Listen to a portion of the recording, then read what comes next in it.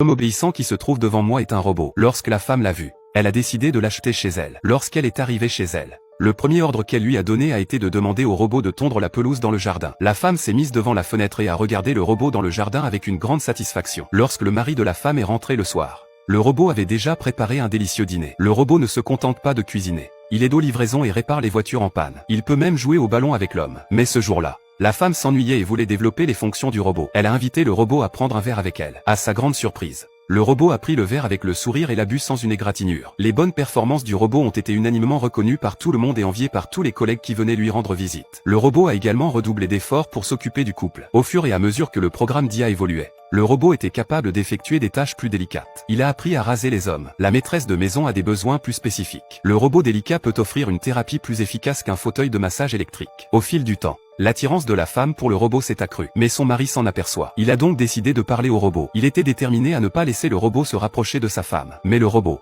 l'air perplexe, ne sait pas ce que cela signifie. Il a donc dû obtenir un ordre unifié de l'homme et de la femme. Et on a informé la femme. Puis le couple s'est disputé. Mais en bas, et le robot a souri d'un air ironique. Ce jour-là, l'homme travaillait sur un projet au sein de l'entreprise. Il ne s'attendait pas à ce que la femme à la maison fasse à nouveau de la kinésithérapie. À ce stade, les mouvements du robot dépassent largement le programme.